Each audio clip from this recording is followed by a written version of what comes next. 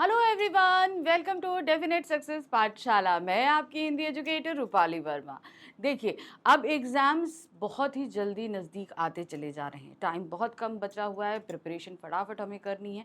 तो देखिए, अभी तक हम जो एग्ज़ाम ओरिएंटेड क्वेश्चंस करा रहे हैं, उनमें हमने अपना मोस्ट इम्पॉर्टेंट क्वेश्चन यानी कि वर्णनात्मक प्रश्नों को शुरू कर दिया है। Class 10th Hindi course B के स्टूडेंट बिल्कुल भी परेशान नहीं हो, जल्द ही उनके भी क्वेश्चंस मोस्ट इम्पॉर्टेंट आएंगे।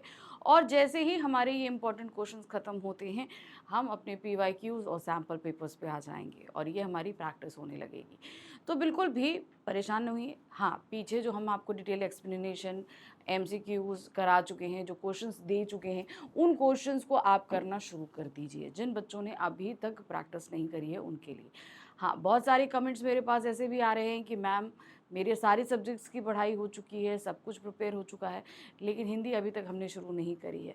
तो अब समय आ गया है कि भाई साल भर अगर हिंदी की पढ़ाई नहीं करी है तो अभी भी आपके पास सफिशिएंट टाइम है कि आप इसको कंप्लीट कर सकते हो। और इसको करने का एक बिल्कुल बेहतरीन तरीका मैं आपको बता रही हूँ। आप एक दिन में कम से कम एटलीस्ट 2 चैप्टर रेडी करो। ठीक है, कितने 2 चैप्टर्स एक दिन में रेडी करो। अब इनको रेडी करने का तरीका मैं बता दूं। जैसे मान लीजिए सपोज़ आप क्लास 10th है, जिन्होंने शुरू किया कि सूरदास के पद हमें शुरू करने हैं, यहाँ से हम शुरू कर रहे हैं। पहला चैप्टर हमारा हिंदी का यही है। तो सबसे पहले इसका आप डिटेल एक्सप्लेनेशन का वीडियो देखिएगा। सारी चीज़ें अच्छे से समझ लीजिए। पहला शर्त ये होता है कि चैप्टर को अच्छे से समझना है। अपनी एनसीईआरटी बुक खोल के अपने सामने रखिए, साथ में वीडियो चलाइए। लाइन वाइज लाइन, वैसे तो आपको क्या कहते हैं, स्लाइड्स में भी सारी चीज़ें मिल जाएंगी, लेकिन तब भी मैं यही चीज़ कह रही हूँ कि अपनी एनसीईआरटी बुक आपको अपने सामने रखनी है। ठीक है, उसको सामने रखिए और जो कुछ भी मैं आपको एक्सप्लेन कर रही हूँ उसे लाइन वाइज लाइन समझते जाइए। अब जब आप पूरा चैप्टर अच्छे से समझ लोगे, इसके बाद में आपको मैंने कराए हैं एनसीईआरटी क्वेश्चंस। ठीक है, एनसीईआरटी क्वेश्चंस में बहुत कम चांसेस होते हैं कि आपके ये क्वेश्चंस एग्ज़ाम्स में आएँ, लेकिन तब भी मैं कह रही हूँ उनको पढ़ना, क्योंकि जो क्वेश्चंस के पैटर्न हैं, उन्हीं पैटर्न्स के अकॉर्डिंग ही आपसे एग्ज़ाम में सवाल पूछे जाएंगे। सेम ऐसे क्वेश्चन चेंज हो सकता है लेकिन पैटर्न सेम रहेगा। वो चीज़, उसके बाद आप उठाइए मल्टीपल चॉइस क्वेश्चन, उसके बाद मोस्ट इम्पॉर्टेंट क्वेश्चंस। एक दिन में आपको ऐसे 2 चैप्टर रेडी करने हैं, ध्यान रखिएगा। ठीक है, तो अगर आप इस प्रोसेस से भी चलेंगे तो मान के चलिए कि आप 1 महीने के अंदर अपना पूरा सिलेबस रेडी कर लेंगे। प्लस आपका इसमें व्याकरण भी हो जाएगा और आपका लेखन भी हो जाएगा। बस आपको अपने जो आप टारगेट सेट कर रहे हो, उन टारगेट्स को आपको धीरे धीरे छोटे छोटे टारगेट्स बनाइए, उनको अचीव करते हुए चलिए। ठीक है, चलिए हम भी आज का अपना जो टारगेट लेकर आए हैं उस पर चलते हैं। आज हम करा रहे हैं क्लास 10th हिंदी कोर्स ए का, हमारी जो बुक है क्षितिज भाग 2, उसके गद्य खंड का 8वां अध्याय है। वो है बाल गोविंद भगत है, जहाँ पर हमने एक व्यक्तित्व है बाल गोविंद भगत, उनके बारे में जाना, समझा और पढ़ा था। इस चैप्टर को अभी तक हम 4 बार पढ़ चुके हैं। कैसे? हमने सबसे पहले इसका डिटेल एक्सप्लेनेशन आपको दिया, पूरा अच्छे से पूरा चैप्टर समझाया, एनसीईआरटी क्वेश्चन कराए, डीपीपी सॉल्यूशंस कराए, उसके बाद मल्टीपल चॉइस क्वेश्चंस कराए। आज हम 5th टाइम इस चैप्टर को पढ़ने जा रहे हैं। वो पढ़ेंगे हम वर्णनात्मक प्रश्नों के वे में, जो आपके आएंगे।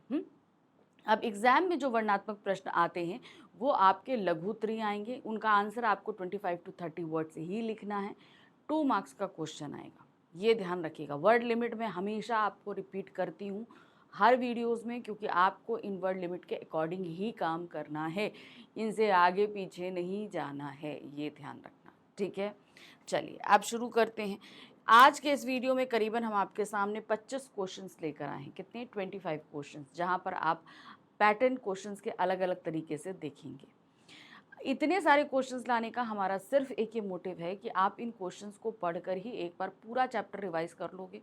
क्वेश्चंस, हम ये नहीं कह रहे कि जो 25 क्वेश्चंस आए इसमें आपके एक क्वेश्चन आ ही जाएगा, आपका फंस जाएगा, ऐसा मैं कोई श्योरिटी नहीं दे रही। लेकिन हाँ, अगर आपने इन 25 क्वेश्चंस को अच्छे से पढ़ लिया तो क्वेश्चन कहीं से भी दे दिया जाए आप कर लोगे, इसकी गारंटी मैं देती हूँ।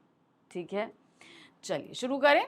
पहला प्रश्न आपके सामने आ रहा है, बाल गोविंद भगत की मृत्यु को गौरवशाली मृत्यु कैसे कहेंगे?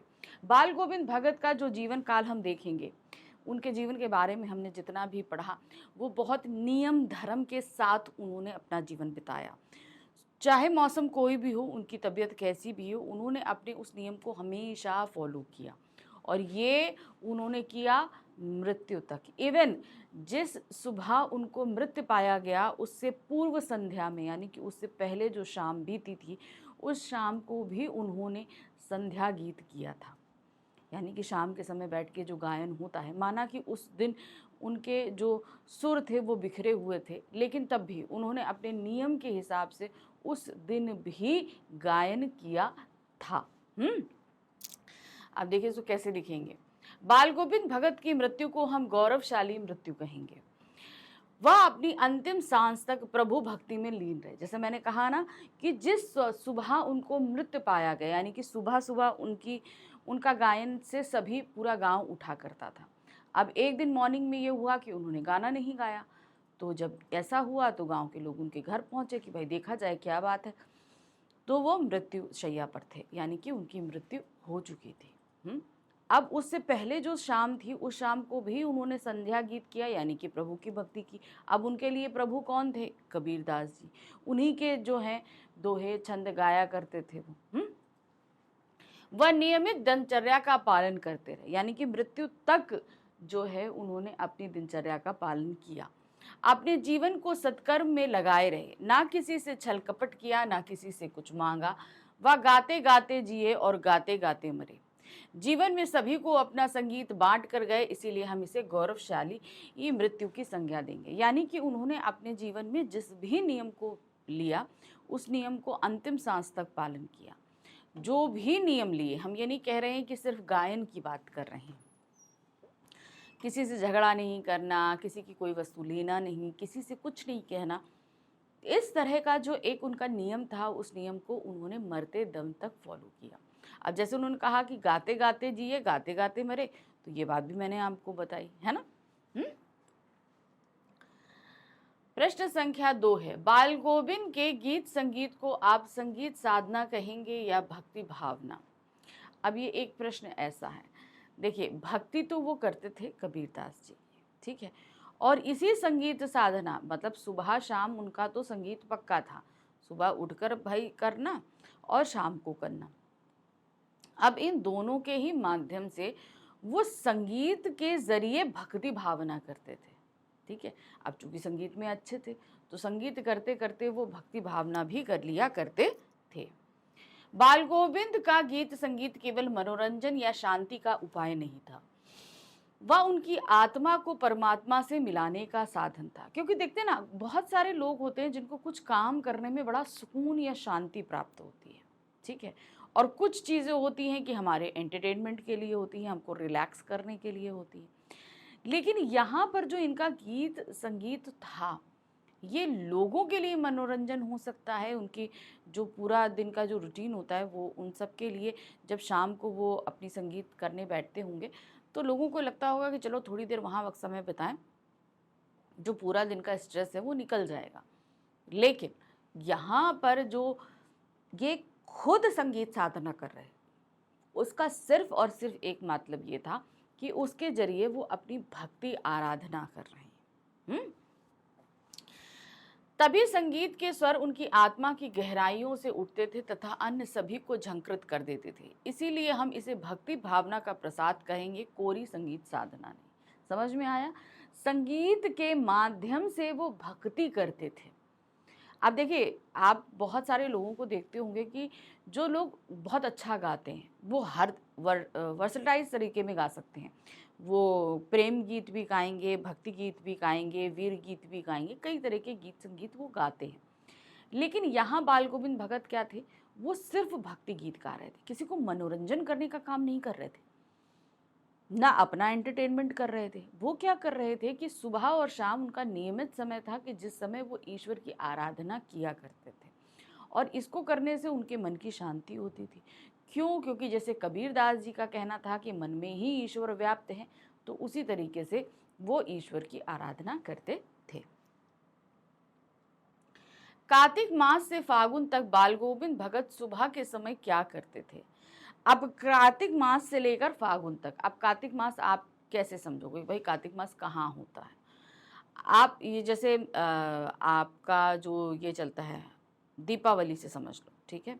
दीपावली से लेकर होली तक, फागुन मास में होली पड़ती है। इस समय तक अब ये मौसम क्या होता है, ठंड, कार्तिक मास से ठंड शुरू होती है और फागुन मास तक जाकर वो ख़त्म हो जाती है। तो ये पूरा महीना क्या पूरा टाइम क्या रहता है, ये आपका ठंड का टाइम रहता है। अब इस ठंड के टाइम में वो क्या करते थे, सुबह उठ के उनकी प्रभातियाँ लगती थी। प्रभात लग, एक होता है प्रभात फेरी और एक होता है प्रभातियाँ। प्रभातियाँ होती हैं सुबह उठकर गीत संगीत की साधना करना। अब ठंड के समय में यार बड़ा मुश्किल होता है कि सुबह अपन जल्दी उठे, लेकिन नहीं, बाल गोविंद भगत जी का जो नियम था वो अपने उसी नियम से चलते थे। सुबह उठकर जाना, नदी में 2 मील स्नान करना, स्नान करके वापस आना और वापस आकर फिर जो है वो ऊंचे स्थान पर तालाब के किनारे या घर पे वो बैठकर अपना संगीत साधना किया करते थे। तो ये उनका नियम था और ये सुबह सुबह वो करते थे। अच्छा, एक चीज़ मैंने और कहा, प्रभात फेरियाँ।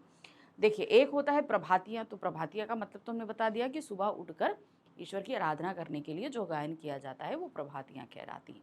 प्रभात फेरियाँ होती हैं, आप लोग अक्सर देखते होंगे बहुत सारे लोग गायन करते हुए चलते रहते हैं, चक्कर लगाते हैं, एक इस गली से उस गली, उस गली से इस गली, इधर उधर घूमते रहना, तो वो होती है प्रभातियाँ। कभी कभी ये ऐसे सिंगल लोग करते हैं और कभी कभी क्या होता है कि ये लोग झुंड में भी करते हैं। तो ये उनका नियम था, सुबह उठना, 2 मील नदी में जाना, स्नान करना, आना, प्रभातियाँ गाना, ये सारा उनका नियम था। कार्तिक मास में बाल गोविंद भगत की प्रभाती शुरू हो जाती थी। ये प्रभाती कार्तिक मास से शुरू होकर फागुन मास तक चलती थी। वे सुबह अंधेरे में उठते थे। अब देखिए, सुबह प्रभातियाँ गाने के लिए, कि देखिए ठंड के समय क्या होता है, उजाला देर से होता है, तो जब वो उठते थे तो अंधेरा ही रहता होगा। उठते गांव से 2 मील नदी पर स्नान करने जाते। अब गांव से 2 मील दूर नदी थी, वहां जाते स्नान करने के लिए। वापसी में गांव के पोखर के ऊंचे भिंडे पर अपनी खैंजरी बजाते हुए गीत गाते थे। अब क्या था, जो पोखर मतलब तालाब है गांव का, उसका एक ऊंचा पोर्शन था, उस ऊंचे पोर्शन में बैठ जाते और अपनी खैंजरी बजाते हुए गीत गाया करते थे। वे गीत गाते समय आसपास के वातावरण को भूल जाते। उनमें माघ की सर्दी में भी गीत गाते समय इतनी उत्तेजना आ जाती थी कि उन्हें पसीना आने लगता था, जबकि उस समय सुनने वालों का शरीर ठंड से कारण कपकपा रहा होता था। अब देखिए, इन्होंने कहा माघ, माघ मास में क्या होता है, ठंड अच्छी खासी होती है। अब आप बोलोगे माघ मास में हम कैसे समझे, तो अब आप इसको ये समझो, माघ मास यानी कि दिसंबर, ठीक है। अब दिसंबर के आस में सुबह के समय और रात के समय तो बहुत ठंड होती है, दिन में भी होती है, लेकिन सुबह शाम ये 2 टाइम बहुत ठंडा होता है। अब सुबह सुबह देखिए, अब उस ठंड को आप इमेजिन करो, और उस ठंड में वो सुबह उठ के जा रहे हैं अर्ली मॉर्निंग, 2 मील चढ़ना, वहाँ पे नदी जाना, नदी में स्नान करना, आना और फिर गाना गाना। अब इस समय जो लोग गायन सुनते थे वो ठंड से कांप रहे होते थे, कंबल ओढ़े हुए बढ़िया सा कांप रहे थे, लेकिन ये गायन करते समय इतना ज़्यादा उत्तेजित हो जाते कि इनके पसीने आने लगते। जैसे हम लोग देखिए, ठंड में भी पसीना कब आता है हम लोग को, जब हम लोग कोई बहुत ज़्यादा मेहनत का काम कर रहे होते हैं तब आता है, तो वो तो चलो शरीर वर्क कर रहा है, लेकिन गाते समय क्या होता था, भावनाओं की उत्तेजना बहुत ज़्यादा होती थी और उस उत्तेजना के कारण क्या हुआ करता था कि उनको पसीना आ जाता था। प्रश्न संख्या 4 है, बाल गोविंद भगत की मृत्यु किस प्रकार हुई। अब जैसा कि मैंने अभी आपको थोड़ी देर पहले क्वेश्चंस में भी बताया था कि अब उनकी बहू उनको छोड़कर जा चुकी थी। भाई उन्होंने ही कहा था बेटे की मृत्यु के बाद कि तुम अपने मायके जाओ, दूसरी शादी कर लो।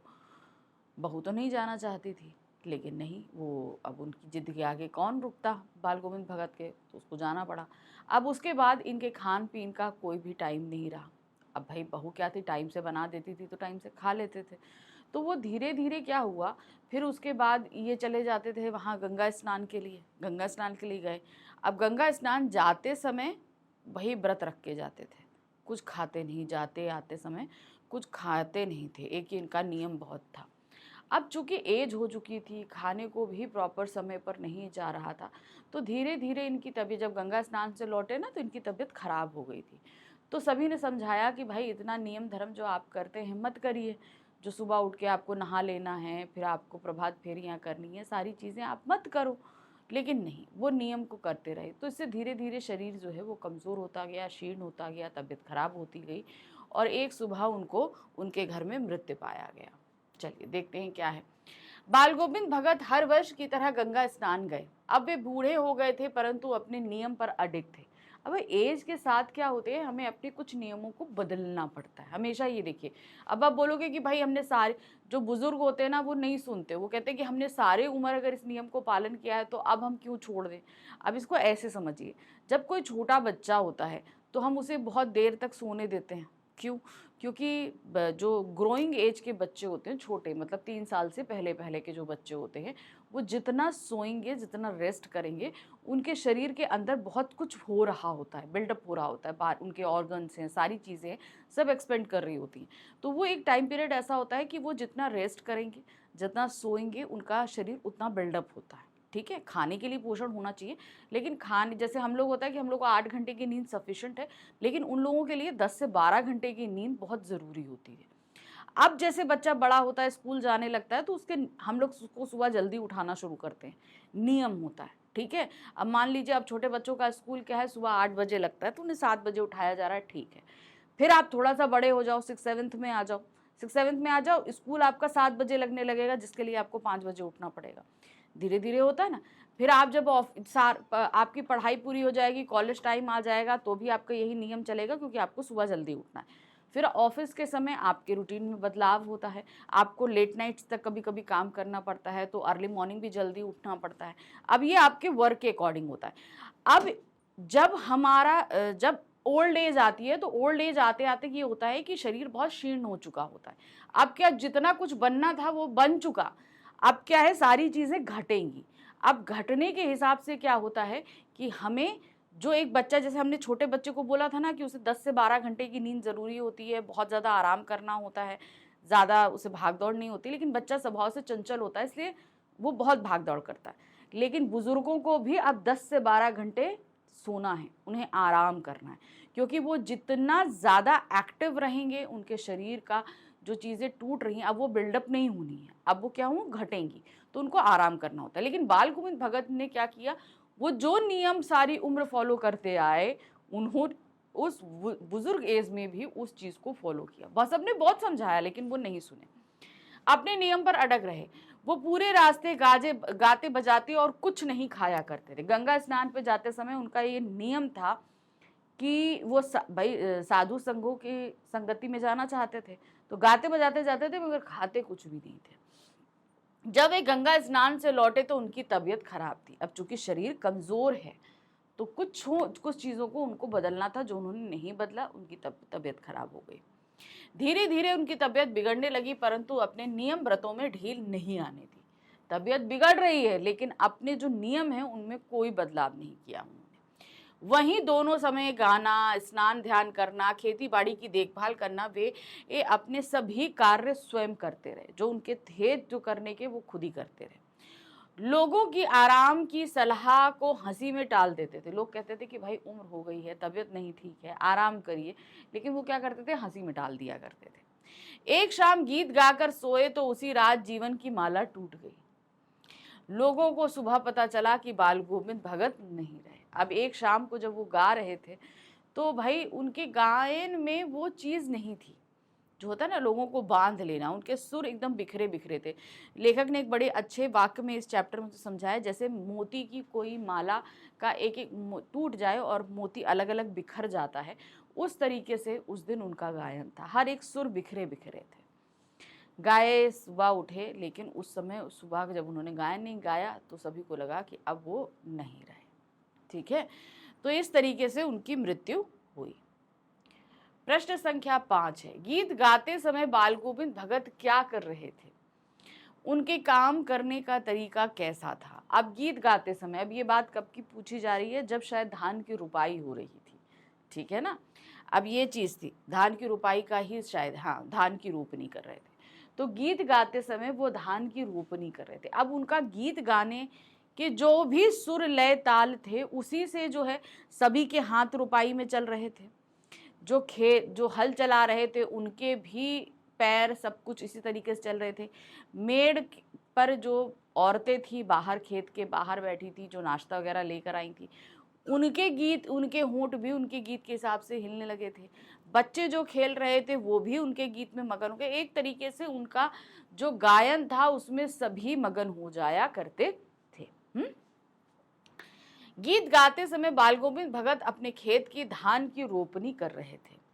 उस समय उनका पूरा शरीर कीचड़ में सना हुआ था। अब देखिए धान की रोपनी कैसे करी जाती है, मैंने आपको पहले भी बताया चैप्टर एक्सप्लेनेशन के टाइम पे, कि पूरा खेत पानी से भरा होता है। आप लोगों ने ये मूवीज वगैरह में भी देखा होगा या कहीं कभी पिक्चर देखी होगी। तो पूरा खेत पानी से भरा होता है, कुछ हरे हरे पौधे लोग हाथ में लिए रहते हैं और उसे एक एक करके एकदम लाइन से लगाते हुए जाते हैं।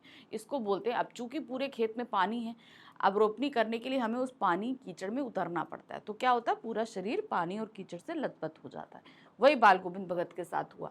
वे अपनी सधी हुई उंगलियों से धान के एक एक पौधे को पंक्तिबद्ध रूप में खेत में लगा रहे थे। पंक्तिबद्ध यानी कि एक एक लाइन में उस पौधों को लगाया जा रहा था।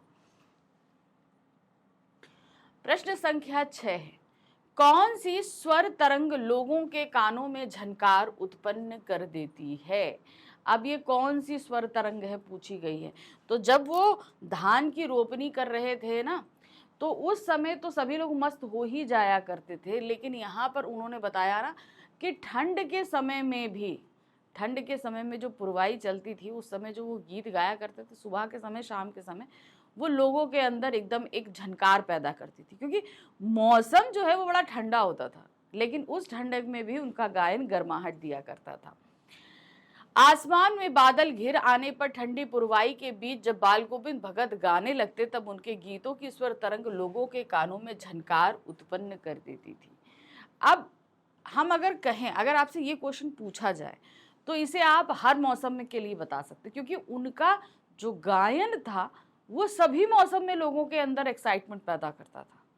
अब चाहे वो ठंड का समय हो, चाहे वो क्या कहते हैं आपका बारिश का समय हो, चाहे गर्मी का समय हो, उमस भरी गर्मी हो, लोग मौसम की जो अधिकता रहती थी उसे भूल जाते थे और इनका जो संगीत है उसमें डूब जाया करते थे। और डूबने के कारण क्या होता था, वो सभी जो है पूरी तरीके से उस फ्लो में आ जाते थे जिसमें संगीत गाया जा रहा होता था। प्रश्न संख्या 7 है, बाल गोविंद भगत के संगीत का वहां उपस्थित लोगों पर क्या प्रभाव पड़ता था? अब जब बाल गोविंद भगत गाते थे, ठीक है, अब चाहे गर्मी का समय हो, ठंड का समय हो, बारिश का समय हो, जिस समय भी ये गाते थे, इवन धान की रुपाई के समय भी जब ये गाते थे, तो आसपास के लोग उनके गायन में मदमस्त हो जाया करते थे। उनके जो काम होते थे, ठीक है, मान अब गायन तो ऐसा है नहीं है कि भाई यहीं गा रहे हैं, ये तो यहीं तक सीमित है, आसपास और सभी जगह गायन जाता था। अब जैसे धान की रुपाई के समय अगर वो गायन गाते थे तो सब उनकी लय और ताल के हिसाब से ही होता था, सबके हाथ उसी हिसाब से चल रहे हैं, जो हलवाहे हैं उनके हल उसी हिसाब से चल रहे हैं, बाहर बैठी स्त्रियों के होंठ उनके हिसाब से चल रहे हैं, बच्चे उसी हिसाब से गेल रहे, तो जो लय ताल के हिसाब से होता था। अब जब गर्मियों के दिनों में रात की शाम उमस भरी होती थी और तब वो गायन करते थे, तो क्या होता था, सब उस गर्मी को भूल जाया करते थे, उमस को भूल जाया करते थे, उनके गायन में मदमस्त हो जाए, इवन नाचने तक लगते थे, ये हो जाया करता था। तो एक तरीके से उनके गायन में सभी जितने लोग उपस्थित होते थे वो उसी में ही मदमस्त हो जाते थे। ठंड के समय क्या है, शरीर ठंड से कपा रहे हैं, लेकिन उस संगीत में ऐसा खो जाते थे कि वो ठंड का भी एहसास उनको नहीं हो पाता था। बाल गोविंद भगत जब गाने लगते तब बच्चे खेलते हुए झूम उठते थे और औरतें खेतों की मेड़ पर बैठी होती थी, उनके होंठ कंपन करने लगते थे। जैसे हमने बताया कि जब खेती कर रहे होते थे तो कंपन करने का मतलब क्या होता था कि जो वो गायन कर रहे हैं उसी हिसाब से इनके भी होंठ हिलने लगते थे और वे भी उस गीत को गुनगुनाने लगती थी। हल चला रहे हलवाओं के पैर गीत के ताल के अनुसार उठने लगते थे, जो गीत गाया जा रहा है उसके हिसाब से उठने गिरने लगते थे। धान की रोपाई करने वाले लोगों की उंगलियां एक विचित्र क्रम में चलने लगती थी, एक अलग ही ये जो कहते हैं ना विचित्र क्रम का मतलब क्या होता है, जैसे हम गा रहे तो उसी हिसाब से हाथ चलते थे। इस प्रकार बाल गोविंद भगत का संगीत वह जादू है जैसा प्रभाव उत्पन्न करता था। तो जैसा जादू होता है ना, सामने आपके लिए कैमोफ्लाज बन जाता है, सारी चीजें हो जाती है, हम सारी चीजें अपनी भूल जाते हैं, उसी तरीके से वो कैमोफ्लेज वहाँ बनता था।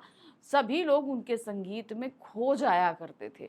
क्या हो रहा है आसपास, क्या नहीं हो रहा है, वो सारी चीज़ें वो सब भूल जाया किया करते थे। प्रश्न संख्या 8 है, भगत जी की किस बात से हार कर पुत्र वधू को घर छोड़ने के लिए तैयार होना पड़ा? अब क्या हुआ, आप सभी को पता है कि बाल गोविंद भगत जी का एक पुत्र था, ठीक है, जो थोड़ा मानसिक रोगी था। मतलब कहते हैं ना कि कुछ लोग होते हैं जिनको बीमारी होती है बचपन से, उसी तरीके से कुछ बीमारी उसको थी, क्योंकि चैप्टर में जो बताया गया है वो सुस्त और बोदा सा बताया गया है। अब उस बीमारी के चलते उसकी जल्दी ही मृत्यु हो जाती है। अब मृत्यु हो जाने के बाद पुत्रवधू तो बहुत कम एज की थी, तो यहाँ पर जब उनके जो भी उनका श्राद्ध का समय होता है, आप 1.25 महीने मान लो, 15 दिन मान लो, ऐसा कुछ मेंशन नहीं है कितने टाइम, बस श्राद्ध का समय जो रहता है उस समय तक पुत्र बहू वहाँ रही। और जैसे ही ये सारी चीज़ें खत्म हुई, बाल गोविंद भगत ने पुत्र वधू के मायके से उसके भाई को बुला लिया और कहा कि भाई इसको ले जाओ, इसकी उम्र अभी कम है, इसकी दूसरी शादी कर दो। अब पुत्र वधू जाने को ना तैयार, क्योंकि भाई उसे भी अपने घर से, अपने परिवार से मोह, पति चला गया, ससुर है, एज है, बहुत ज़्यादा है, देखभाल की ज़रूरत है। तो उन्होंने कहा कि मैं अगर चली जाऊंगी तो आपके खाने पीने सारी चीज़ों का ध्यान कौन रखेगा? आप बीमार पड़ जाओगे तो आपको खाना, भाई एक वक्त का पानी भी आपको कोई नहीं देगा, तो इसलिए मैं आपको छोड़कर नहीं जा रही। पुत्र वधू ने अपना फैसला सुना दिया कि मैं आपको छोड़कर नहीं जा रही। लेकिन बाल गोविंद भगत तो भाई अपनी वादे के पक्के। उन्होंने कहा ठीक है भाई, अगर तुम ये घर छोड़कर अपने भाई के साथ नहीं जाओगी तो मैं ये घर छोड़ दूँ। अब पुत्र वधू वहाँ रुक क्यों रही थी? अपने ससुर के कारण, क्योंकि उनकी भाई एज हो गई थी, उनकी देखभाल, ये सारी चीज़ें मायने रखती हैं। तो उन्होंने कहा ठीक है कि अगर तुम नहीं जाओगी तो मैं ये घर छोड़ दूंगा। अब उनकी इस जिद के कारण क्या हुआ, बाल गोविंद भगत की इस बात के कारण पुत्र वधू को जाना पड़ा कि भाई अब तो ऐसा उन्होंने बात कह दी है कि अब हम जो है हमको जाना ही पड़ेगा अपने भाई के साथ। जब पुत्र वधू ने भगत जी से बार बार विनती की कि वे उसे अपने चरणों से अलग ना करें, तब भगत जी ने कहा कि तू नहीं जाएगी तो मैं ही इस घर को छोड़कर चला जाऊंगा। भाई वो बहुत रिक्वेस्ट कर रही है कि भाई मुझे मत भेजो, नहीं करो, लेकिन उसने कहा कि नहीं, अगर तुम नहीं जाओगी तो मैं ये घर छोड़कर चला जाऊंगा। उनकी इस बात का कोई उत्तर पुत्र वधू के पास नहीं था। अब आखिरकार पुत्र वधू को बात माननी पड़ी। अब क्या करती वो बेचारी, तो उसको जो है उनकी बात माननी पड़ी और वो अपने भाई के साथ मायके चली गई। अतः उसे घर छोड़ने के लिए तैयार होना पड़ा और फिर वो चली गई। प्रश्न संख्या 9 है, वैधव्य के बाद पुत्र वधू के लिए भगत जी के निर्णय का अंतिम परिणाम क्या निकला? वैधव्य यानी कि विधवा होने के बाद, ठीक है। अब जब वो विधवा हो गई, उसका हस्बैंड का देहावसान हो गया, ठीक है, वैधव्य का मतलब आप समझ गए, के बाद पुत्र वधू के लिए, पुत्र वधू यानी कि बहू के लिए भगत जी के निर्णय का अंतिम परिणाम क्या निकला? अंतिम परिणाम ये निकला कि उनकी पुत्र वधू को भगत जी की बात माननी पड़ी और उसे वापस अपने मायके जाना पड़ा और दूसरे विवाह के लिए तैयार होना पड़ा। तो ये सारी चीज़ें ऐसी थी, आप इसको ऐसे समझिएगा कि यहाँ पर भगत जी ये नहीं चाहते थे कि वो अकेले हो जाएं, ठीक है, लेकिन वो देख रहे थे कि उनकी बहू की अभी बहुत कम उम्र है, अभी उसके सामने पूरा जीवन पड़ा है, तो वो एक विधवा होकर अपनी लाइफ नहीं बिता सकती। उस समय विधवा विवाह जो है ना इतना आसान नहीं हुआ करता था। तो भाई को बुलाया और भाई से कहा कि इसको ले जाओ, इसकी दूसरी शादी करो। क्यों? अब ये नहीं बोला कि तुम सिर्फ ले जाओ लेकिन दूसरी शादी करो। रीज़न इसका क्या था? क्योंकि भाई अभी उसके पास बहुत ज़िंदगी थी, विधवा होकर अकेले होकर लाइफ बिताना आसान नहीं। तो यहाँ पर हम जो है बाल गोविंद भगत की सोच की बड़ी तारीफ करेंगे। तो अंतिम परिणाम यही निकला था कि बहू को अपने घर जाना पड़ा था। वैधव्य के बाद पुत्रवधू चाहती थी कि भगत जी की सेवा करते हुए वैधव्य में ही अपना जीवन गुजार दे। तो भाई अब वो बहू थी, उसको अपने कर्तव्य पूरे करने थे। उसे ये लग रहा था कि भाई मेरा कर्तव्य है कि पति नहीं रहा तो कम से कम ससुराल वालों की देखभाल करें। अब एक ससुर, अब वो भी बुजुर्ग, तो उनकी देखभाल करने की जिम्मेदारी किसकी हुई? बहू की हुई। तो वो यही चाह रही थी कि वो विधवा रहेगी और अपने ससुर की देखभाल करती रहेगी। परंतु भगत जी उसका पुनर्विवाह चाहते थे। अब पुनर्विवाह क्यों? अब भगत जी की तरफ से देखो तो वो अपनी बहू को अपनी बेटी समझते थे। उन्हें लगता था कि भाई मैं कितने साल हूँ, 3-4 साल और ज़्यादा से ज़्यादा रहूँगा, बुजुर्ग हूँ, जल्दी चला जाऊँगा, फिर ये अकेली हो जाएगी और अब इसकी उम्र क्या है, तो इसकी दूसरी शादी हो जानी चाहिए। तो इसलिए वो चाहते थे कि इसका दूसरा विवाह हो जाए। अंत में पुत्रवधू को अपने ससुर की बात माननी पड़ी और उसे भगत जी की बात मानने के लिए तैयार होना पड़ा, क्योंकि भगत जी ने शर्त ही यही ऐसी रख दी थी कि भाई अगर तुम नहीं जाओगी, उन्होंने सीधे ही बोला कि अगर तुम नहीं जाओगी तो मैं ये घर छोड़ दूंगा। अब वो शर्त ऐसी थी कि बहू को तैयार होना ही पड़ा अपने मायके जाकर दूसरे विवाह के लिए। प्रश्न संख्या 10 है, बाल गोविंद भगत अपने पुत्र की मृत्यु पर अपनी पुत्रवधू से जो बात कह रहे थे उसमें उनका किस प्रकार का विश्वास बोल रहा था? अच्छा देखिए, जब हमारे किसी प्रिय की मृत्यु होती है तो हमारा फर्स्ट रिएक्शन क्या होता है? हम एकदम दर्द से तड़प उठते हैं, हमको रोना आ जाता है, हम बहुत ज़्यादा दुखी हो जाते हैं। ये सारी चीज़ें होती हैं कि नहीं? अब यही चीज़ जो है उनकी पुत्रवधू के साथ थी। पुत्रवधू यानी कि उनकी जो बहू थी, अपने पति के मरने पर बहुत दुखी थी। यानी कि बाल गोविंद भगत का जो बेटा जब उसका देहावसान हुआ तो बहू का रिएक्शन एकदम पॉजिटिव था, जैसा सबका होता है कि जब हमारा कोई प्रिय जाता है तो हम रोते हैं, बिलखते हैं, उसके जाने का दुख मनाते हैं। ये सारी चीज़ें जो एक नेचुरल चीज़ है जो हम देखते हैं। लेकिन बाल गोविंद भगत का जो रिएक्शन था वो बिल्कुल अपोजिट था, क्योंकि सभी गांव वालों के साथ साथ लेखक को भी पता चला कि भाई बाल गोविंद भगत के बेटे की मृत्यु हो गई। वो बीमार था, इस बात का तो लोगों को पता नहीं चला, लेकिन मृत्यु का लोगों को पता चला। तो सब पहुंचे तो देखा कि भाई आंगन में एक सफ़ेद चादर में एक चटाई बिछी हुई है, चटाई के ऊपर उनके बेटे की बॉडी रखी है, सफ़ेद चादर है, उसके ऊपर कुछ तुलसी दल हैं, कुछ फूल हैं बिखेरे हुए हैं, साथ ही एक दिया जला है और अपने बेटे के सामने ही वो एक छोटी सी चटाई डाले बैठे गायन कर रहे हैं। अब जिसका बेटा मर जाएगा वो गायन करेगा? नहीं करेगा ना। बाल गोविंद भगत जो हैं वो गायन कर रहे थे। अब इसके पीछे का रीज़न क्या है देखिए, क्योंकि वो किसको मानते थे? कबीरदास जी को मानते थे। अब कबीरदास जी का एक मानना था कि भाई हमारा शरीर मरता है मगर हमारी आत्मा नहीं मरती, और आत्मा जो होती, हमारी जो आत्मा है वो परमात्मा से बिछड़ी हुई प्रेमिका है। परमात्मा मतलब ईश्वर। अब ईश्वर तो स्वर्गलोक में है, अब आत्मा क्या होती है, वो अपने प्रेमी से बिछड़ गई है और वो इस शरीर में आकर कैद हो गई है। अब जब हमारी मृत्यु होती है तो आत्मा आज़ाद हो जाती है और फिर जाकर अपने प्रेमी से मिल लेती। अब ये एक मिलन का समय है, तो इस समय हमें रोना नहीं चाहिए, हमें उत्सव मनाना चाहिए। क्यों? क्योंकि आत्मा से परमात्मा का मिलन हो रहा है, प्रेमी प्रेमिका का, इससे अच्छी बात क्या हो सकती है।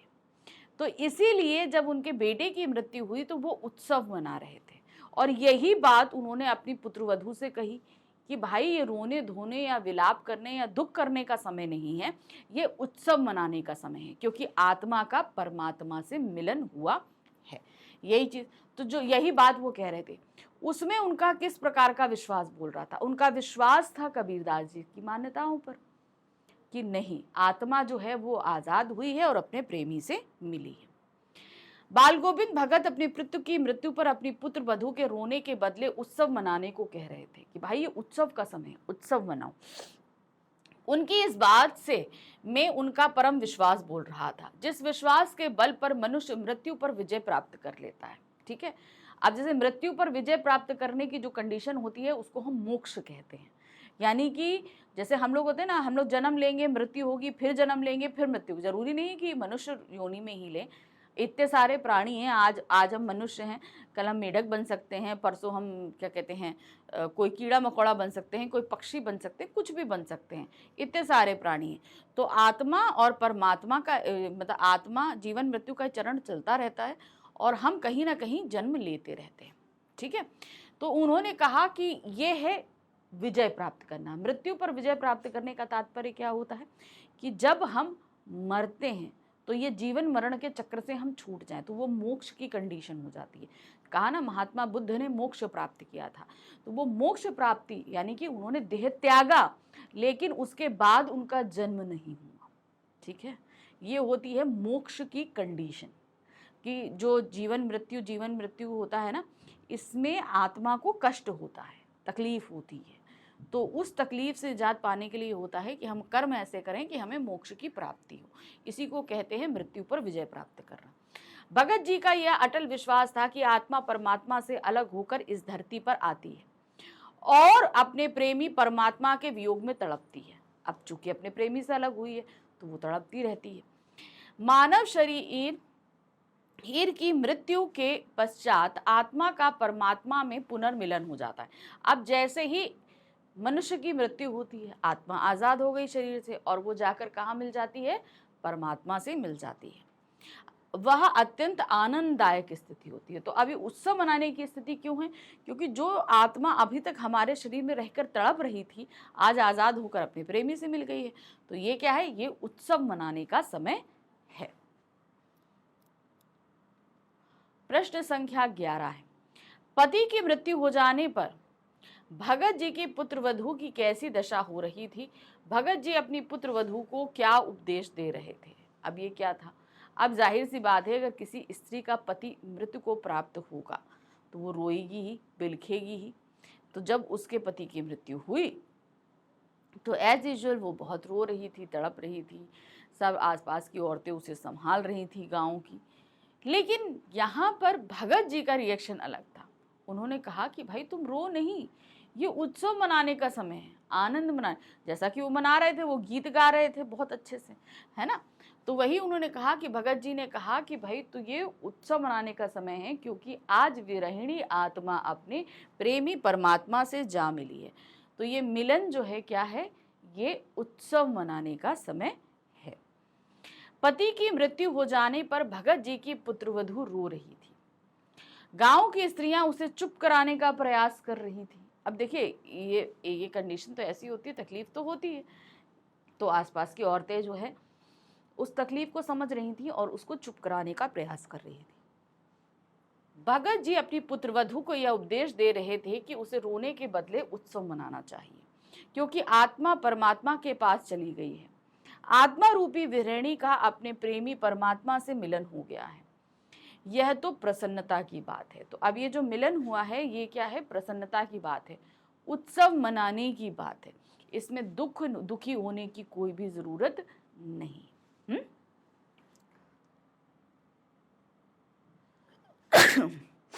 सॉरी। भगत जी के किन कार्यकलापों से पता चलता है सॉरी कि वे कबीर के विचारों से प्रभावित थे? कहने का मतलब क्या है? भगत जी के किन क्रियाकलापों मतलब उनकी जो एक्टिविटीज हैं, ठीक है, एक्टिविटीज यानी कि जो वो काम करते हैं, वो सारी चीजें, कि वे कबीर के विचारों से प्रभावित हैं। अब कबीरदास जी के दोहे वगैरह तो आप लोगों ने पढ़े होंगे। वो किसी धर्म में मान्यता नहीं रखते थे और सभी धर्मों की जो भी अच्छी बातें थी उनको वो मानते थे, ठीक है। ये चीज जो है बाल गोविंद भगत के अंदर भी थी। बाल गोविंद भगत भी इस चीज को मानते थे। कैसे मानते थे? देखिए, वो खेती बाड़ी करते थे, ठीक है। खेती उनका जो जीवन यापन के लिए जो कहते हैं ना, हम लोग को रिसोर्सेज चाहिए होते थे, तो वो खेती करते थे। अब वो खेती करते थे तो जितनी भी उपज होती थी उस सारी उपज को ले जाकर वो कहाँ दे देते थे? कबीरपंथी मठ में। कबीरपंथी मठ क्या होता है? इस तरीके का एक आश्रम जहां पर कबीर की मान्यताओं को मानने वाले लोग रहते हैं, ठीक है। अब वो जाते और वहां पे वो जो है पूरा जितनी फसल थी कटने के बाद वहां धान देते थे। अब वहां से मठ से कुछ इनको वापस मिल जाता था और उसे ये प्रसाद स्वरूप लेकर आते और इसी से पूरे साल का गुजारा किया करते थे। ये उनका एक क्रियाकलाप तो ये पता चलता है कि वो मानते थे। दूसरा, एक सबसे बड़ी जो मान्यता उन्होंने अपने बेटे की मृत्यु के सामने दिखाई, ठीक है। मृत्यु के समय की उन्होंने कहा उत्सव मनाओ कि आत्मा परमात्मा से मिली है। तो ये विचार भी कबीर के थे, कबीर के विचारों को वो मानते हैं, इससे पता चलता है। फिर उसके बाद थोड़ा सा और आगे बढ़ो जरा सा, कि जब उन्होंने कहा कि भाई जब हम लोग के यहाँ समाज में दाह संस्कार का अधिकार जो है वो पुरुषों को है, ठीक है।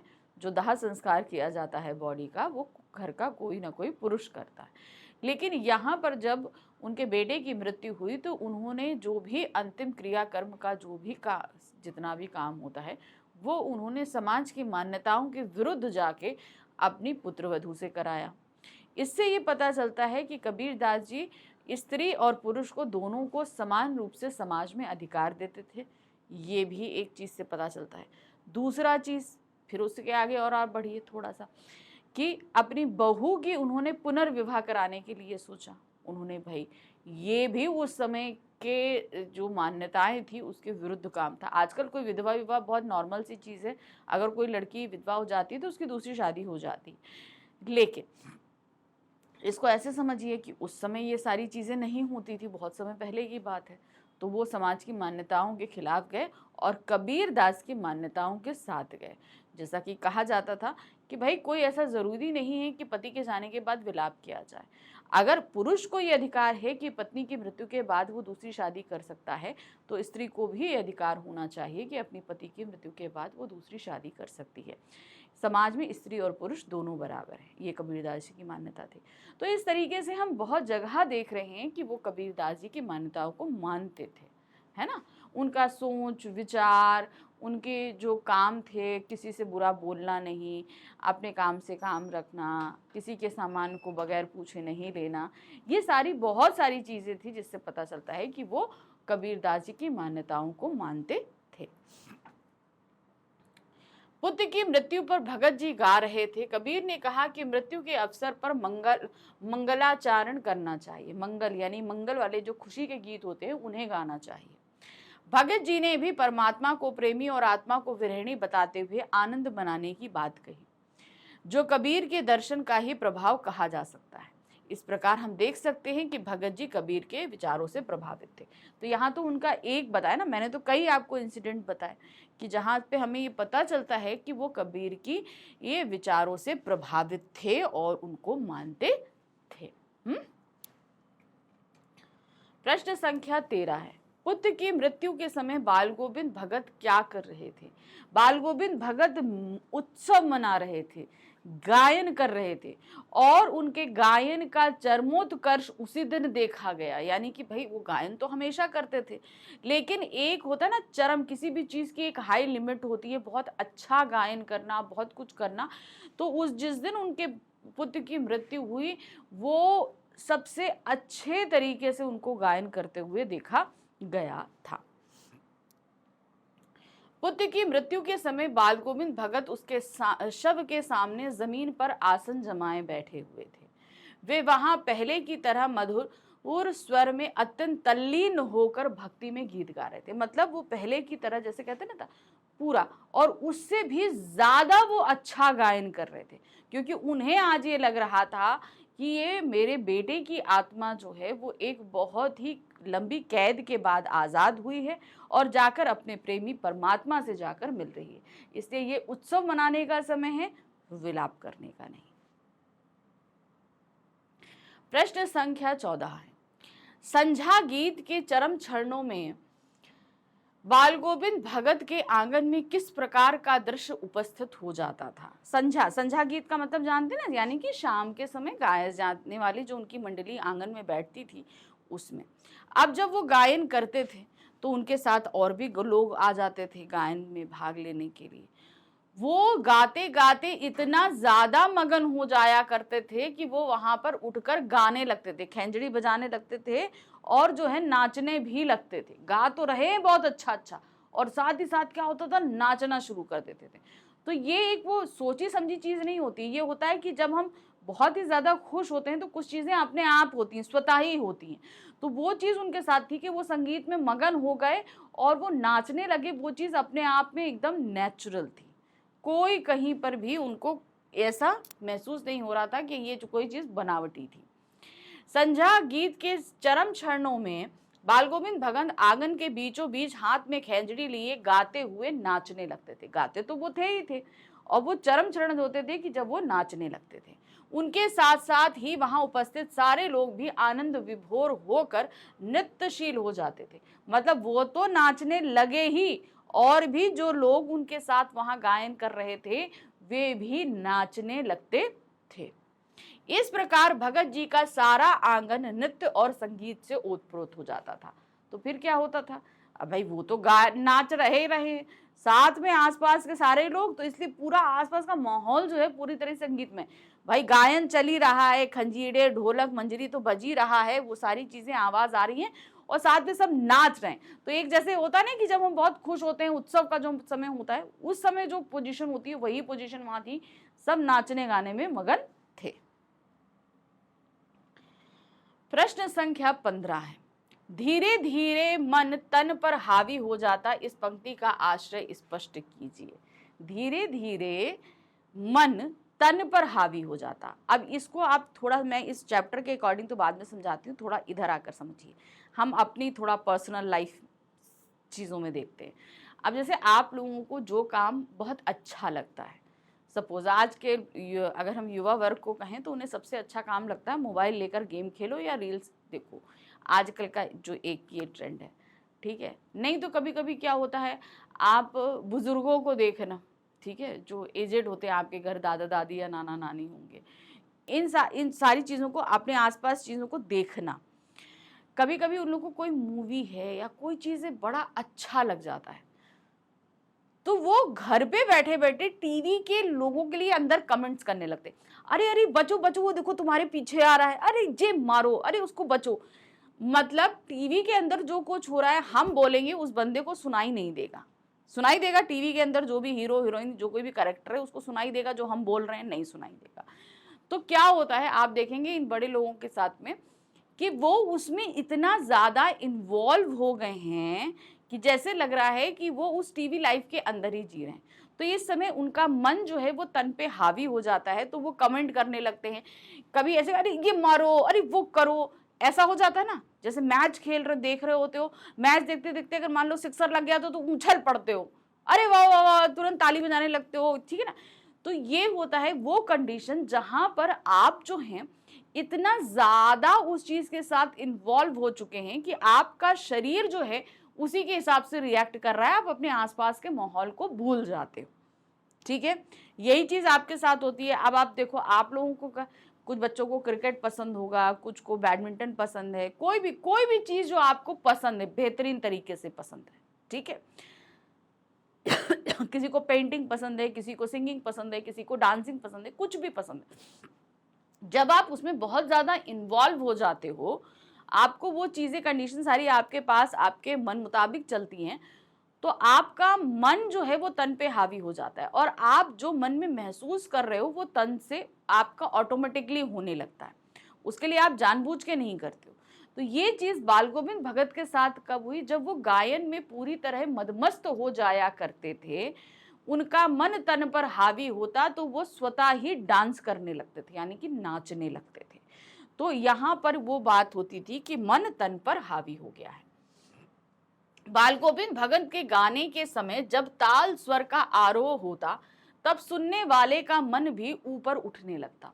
क्योंकि कहते हैं ना, वो गाते थे, ये नहीं है कि सिर्फ दिखाने के लिए, आपको खुश करने के लिए गा रहे, वो अपने आप को खुश करने के लिए गाते थे।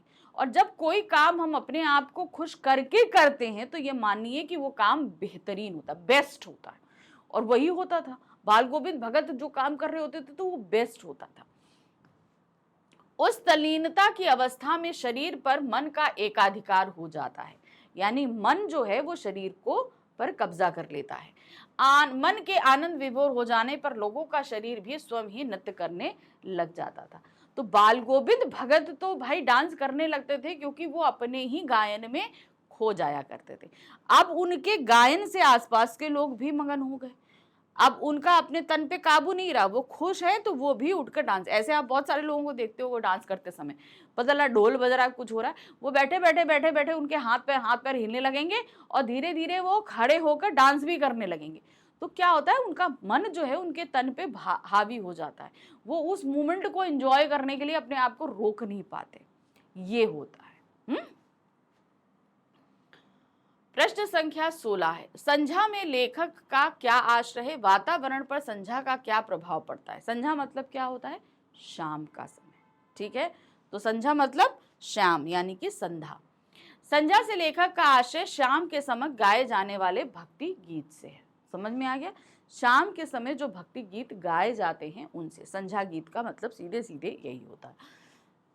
बाल गोविंद भगत जब गर्मी की उमस से भरी हुई शाम को संझा गाते, तब वहां के वातावरण की गर्मी किसी को भी महसूस नहीं होती थी।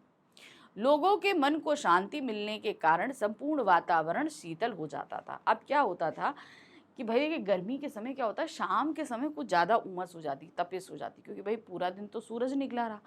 सूरज निकलने के बाद शाम को जो सारी गर्मी दीवारों ने, ज़मीन ने एब्जॉर्ब करी है, वो धीरे धीरे रिलीज़ करना शुरू करता है एटमॉस्फेयर में। ठीक है, जैसे ही वो रिलीज़ करेगा तो शाम को जो टेम्परेचर डाउन होता है, फिर धीरे धीरे जब जैसे ही वो सारी गर्मी रिलीज़ करके ठंडक सोख लेता है, सुबह के समय देखो सारा वातावरण ठंडा होता है। क्यों? क्योंकि भाई उसने अपनी सारी गर्मी रिलीज़ करके ठंड को एब्जॉर्व कर लिया है। तो इसीलिए शाम के समय क्या होती थी, उमस बहुत होती थी, क्योंकि सारी एटमॉस्फेयर अपनी गर्मी जो है वो एनवायरनमेंट में रिलीज़ कर रही होती है। अब वो उमस के समय क्या होता है कि लोग परेशान होते हैं। अब उस समय बाल गोविंद भगत जो गाना शुरू करते हैं, सारे लोग शाम के समय उनके साथ आ जाते हैं। ठीक है, वातावरण में इतनी उमस है, इतनी गर्मी है, वो सब भूल जाते और उनके गायन में मदमस्त हो जाया करते थे, वो झूमने लगते थे पूरी तरीके से, है ना। वही चीज बताइए ना, लोगों को मन की शांति मिलती थी, उस गर्मी का उनको एहसास होता ही नहीं था। प्रश्न संख्या 17 है, बाल गोविंद भगत अपने साधु और गृहस्थ होने का स्वाभिमान कैसे बनाए रखते थे? उनकी गंगा स्नान यात्रा के आलोक में स्पष्ट कीजिए। अब वो जो गंगा स्नान करने के लिए जाते थे, आपको उसके आलोक में ये बताना है कि भाई वो एक गृहस्थ थे, साथ ही साथ एक सन्यासी भी थे। ये हर साल गंगा यात्रा पर जाते वो, लेकिन गंगा यात्रा पे जाने पे उनका एक नियम था। वो जाते थे साधु सत्संग के लिए। साधु सत्संग यानी कि जो साधु लोग आते थे उनके साथ बैठकर अच्छी बातें सीखने के लिए जाया करते थे। नियम क्या था? वो जाते हुए कुछ भी नहीं खाते थे, कुछ खाया नहीं करते थे, जब तक वो लौटकर अपने घर नहीं आ जाया करते थे। तो इस तरीके से उनको करीबन 4-5 दिन पैदल चलने में लगता था। अब इस बीच इंसान नहीं खाएगा तो क्या होता था? तो ये सारी जो अपने अंदर एक कंट्रोल की भावना होती है, ये एक साधु के अंदर हो सकती है। साधु जो व्यक्ति होता है ना, जो अपनी इंद्रियों पर कहीं ना कहीं थोड़ा सा कंट्रोल करना सीख जाता है, तो ऐसे व्यक्तियों को भूख पर भी कंट्रोल हो जाता है। बाल गोविंद भगत प्रतिवर्ष अपने घर से 30 कोस दूर गंगा स्नान को जाते थे। इस यात्रा में 4-5 दिन लग जाते थे। कितने? 4 से 5 दिन लग जाया करते थे। भगत इतने स्वाभिमान थे कि पैदल आते जाते, किंतु किसी का सहारा नहीं लेते। भाई उस समय तो हम कह रहे हैं गाड़ियां नहीं चलती, तो हम बैलगाड़ियां तो चला करती थी, तो लोग कहें कि भाई हम बैलगाड़ी से जा रहे हैं, बैठ जाओ, कहते नहीं हम तो पैदल जाएंगे, बैलगाड़ी से नहीं बैठेंगे, हम कहाँ जाएंगे, हम पैदल जाएंगे। वे मानते थे कि साधु को संभल लेने का कोई हक नहीं है। संभल लेने यानी कि सहारा लेने का। जो साधु व्यक्ति होता है उसने क्या किया है, संसार से हर एक चीज से विरह लिया है, मुक्ति ली है, सारे भोग विलास आराम आनंद इन सभी से। तो अगर वो किसी बैलगाड़ी का सहारा लेते तो इसका मतलब क्या है, उनके अंदर संबल नहीं है, यानी कि उनके अंदर ताकत नहीं है, तो इसलिए किसी का भी सहारा नहीं लेना चाहिए। इस प्रकार वे रास्ते में उपवास कर लेते पर किसी से मांग कर न खाते, क्योंकि वे कहते थे गृहस्थ किसी से भिक्षा क्यों मांगे। इस प्रकार उन्होंने साधु और गृहस्थ होने का स्वाभिमान बनाए रखा। देखिए यहाँ पर उन्होंने साधु वाली प्रवृत्ति ये अपनाई कि उन्हें किसी से सहारा नहीं लेना। ठीक है, अब एक चीज तो ये साधु वाली बात करी। अब वो क्या करते थे, जब घर से चलते तो खा के चलते थे, और फिर जब लौट के आते थे तभी खाते थे, रास्ते में कुछ नहीं खाते थे। तो वो कहते थे अगर कोई व्यक्ति गृहस्थ है तो उसे भिक्षा नहीं मांगनी चाहिए, क्योंकि भिक्षा कौन मांगता है, साधु मानता है। मैं तो गृहस्थ हूँ तो मैं भिक्षा क्यों मांगू, इसलिए वो कुछ भी खाते नहीं थे। तो ये चीज होती है। अब आप ये बोलोगे भाई हम लोग के मम्मी पापा भी गृहस्थ ही तो हैं, तो हम लोग तो बाहर जाते हैं और खाते हैं, लेकिन आप देखिए वो जो अपनी लाइफ में मेहनत करते हैं, उस मेहनत करने से जो पैसा कमाते हैं, उन पैसों से सामान खरीदते, तो वो वहाँ वो भिक्षा नहीं मांग रहे हैं, वो अपनी मेहनत की कमाई से जो है वो फूड को परचेज कर रहे हैं। तो वो गृहस्थ ही हैं, वो मेहनत करना है, भोग विलास करना ही गृहस्थ व्यक्ति की जो नियम कायदे हैं वो उन्हीं के तहत काम कर रहे हैं। प्रश्न संख्या 18 है, बाल गोविंद भगत ने महिलाओं की सामाजिक स्थिति सुधारने के लिए क्या किया? बाल गोविंद भगत ने दो ऐसे काम किए जिनसे ये पता चलता है कि वो समाज में स्त्रियों की स्थिति को सुधार रहे थे, समाज में स्त्रियों को पुरुष के बराबर का दर्जा दे रहे थे। पहला काम उन्होंने किया, अपनी पुत्र वधू से अपने बेटे के सारे अंतिम क्रियाकांडों को संपन्न कराया। उनके इस काम से ये पता चलता है कि वो समाज में पुरुषों के एकाधिकार के खिलाफ थे। वो ये मानते थे कि जो काम पुरुष कर सकते हैं वो स्त्रियों द्वारा भी किया जा सकता है।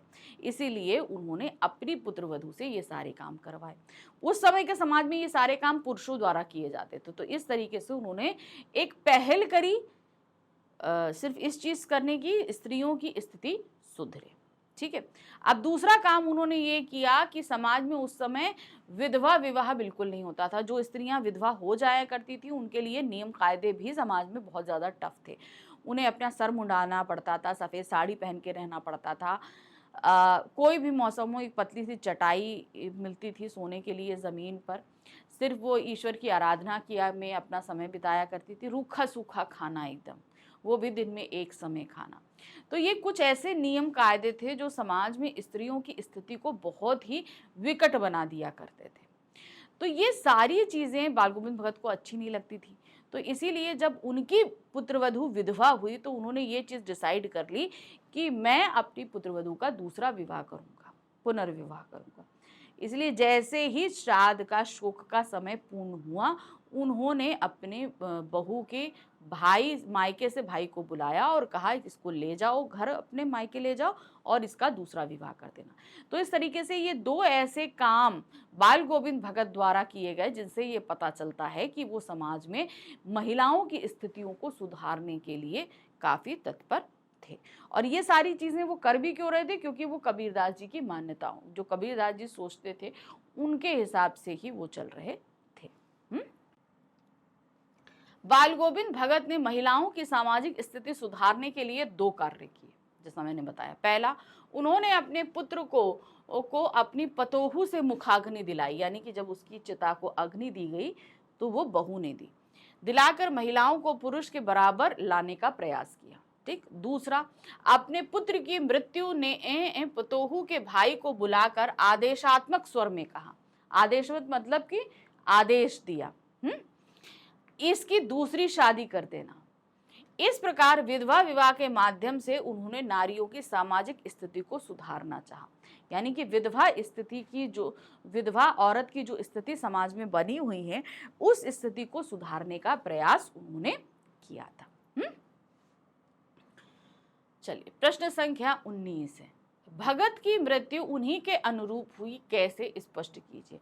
भगत की मृत्यु, भगत ने अपना पूरा जीवन नियम धर्म जो चीज़ों को भी पालन किया उसी के हिसाब से चले, और उसके हिसाब से चलने के कारण क्या हुआ कि उनकी मृत्यु भी उन्हीं के हिसाब से हुई, पूरे नियम कायदे से। देखिए क्या है, जिस तरह के टेक और नेम व्रत वाली भगत की दिनचर्या थी, ठीक है, मतलब पूरा जो एक समय था हर चीज़ का बंधा हुआ, उसी समय के हिसाब से वो काम करते थे, वैसे ही उन्होंने बाकी उम्र भी किया।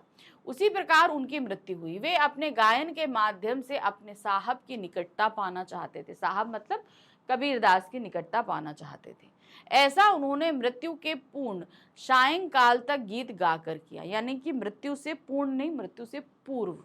ठीक है, मृत्यु से पहले जो संध्या थी उसमें उन्होंने गायन गाया। ठीक है, गाना गाया और गाया यहाँ पर पूर्ण नहीं होगा, यहाँ पर होगा पूर्व। पूर्व मतलब पहले, मृत्यु से पूर्व सायंकाल तक गीत गाकर किया।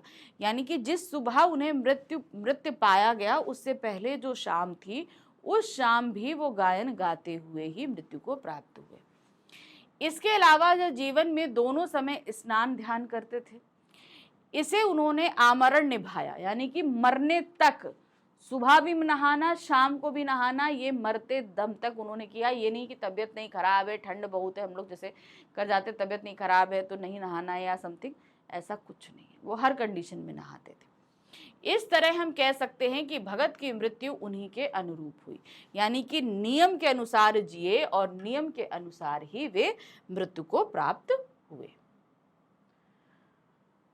प्रश्न संख्या 20 है, पुत्र की मृत्यु के अवसर पर भगत अपनी पतोहू को परंपरा से हटकर कौन सा कार्य करने को कह रहे थे और क्यों? रीजन हमने आपको पहले ही बता दिया है कि उन्होंने जो काम करने के लिए अपने बहू से कहा कि भाई तुम रो नहीं, विलाप नहीं करो, ये उत्सव मनाने का समय है, उत्सव मनाओ, खुशियां मनाओ। रीजन क्या है कि इस समय आत्मा रूपी विरही नायिका अपने नायक जो है परमात्मा से जाकर मिल गई है। ठीक है, वो अभी तक इस शरीर में कैद थी, तो मगर अपने परमात्मा से जो है वो बिछड़ी, अपने प्रेमी से बिछड़ी हुई थी। मगर आज उत्सव मनाने का समय है क्योंकि उन दोनों का मिलन हो रहा है, विलाप नहीं करो, ये बात उन्होंने कही थी। पुत्र की मृत्यु के अवसर पर भगत तल्लीनता से गाए जा रहे थे, खूब मन से गा रहे थे। कहते ना, उनके गायन का चरमोत्कर्ष उसी दिन देखा गया था।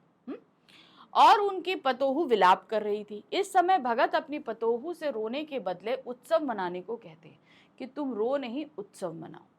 भगत ऐसा इसलिए कह रहे थे क्योंकि उनका मानना था कि मृत्यु खुशी का अवसर है।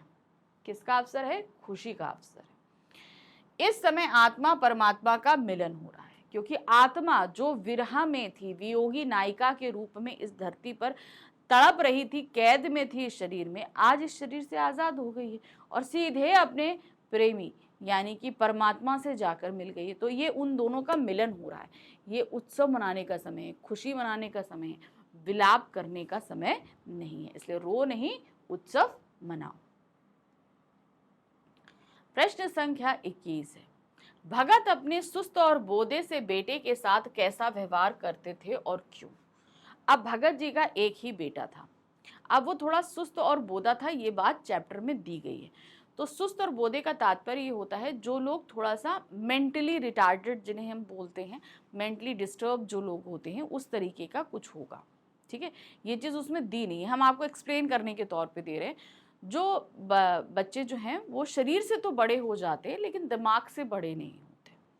ठीक है, तो उनकी केयर ज़्यादा करनी पड़ती है, इसीलिए कबीरदास जी ने उन्हें सुस्त और बोधा सा कहा। तो सॉरी, कबीरदास जी कह रहे हैं, भगत जी ने। तो यहाँ पर भगत जी जो है अपने इस बेटे से बहुत प्रेम करते थे, क्योंकि उनका ये मानना था कि ऐसे लोगों को थोड़ा सा ध्यान और केयर की ज़रूरत होती है, इसलिए वो अपने बेटे को बहुत ज़्यादा प्यार करते थे। बाल गोविंद भगत का इकलौता बेटा कुछ सुस्त और बोधा सा था।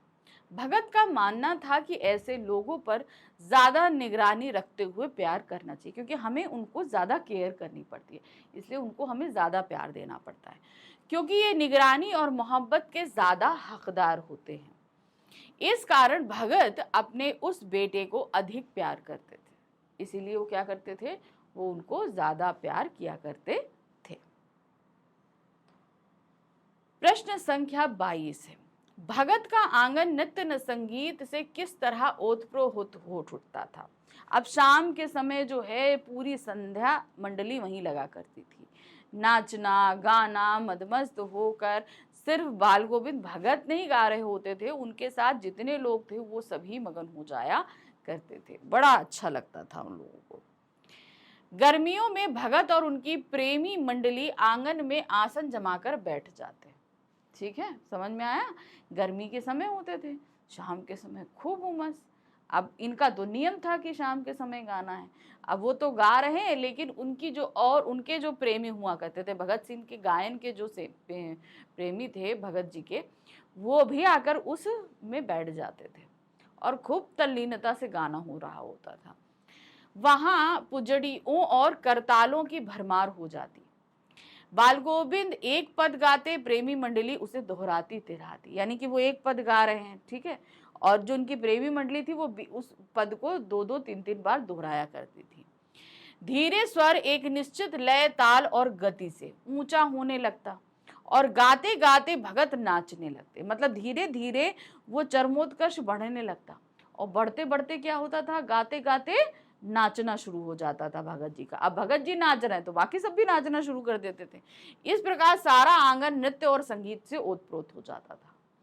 तो सब गायन तो उनके साथ कर ही रहे थे, लेकिन एक चरम कंडीशन ऐसी आती थी जब भगत जी नाचते तो उनके साथ साथ और सब भी नाच लिया करते थे। प्रश्न संख्या 23 है, भगत प्रभातियां किस महीने में गाया करते थे? उनके प्रभाती गायन का वर्णन कीजिए। अब देखिए, प्रभातियां कब शुरू होती थी? कार्तिक मास से लेकर फागुन मास तक उनकी प्रभातियां चलती थी। सुबह एकदम अंधेरे उठ जाते, वो 2 मील जाते नदी में, स्नान करते, स्नान करके आते, फिर गांव के जो पोखर हैं उसके ऊंचे स्थल पर बैठकर वो प्रभाती गाते थे। अब प्रभाती जब वो गाते थे तो उनकी आवाज सुनकर ठंड से सिकुड़ रहे लोग भी वहां जाते, लेकिन प्रभाती गाते समय उनमें इतनी उत्तेजना होती थी कि उस ठंड के महीने पे भी उनके माथे पर पसीने की बूंदें आ जाया करती थी। भगत प्रभातियां कार्तिक से फागुन महीने तक गाया करते थे, कार्तिक मास से फागुन महीने तक।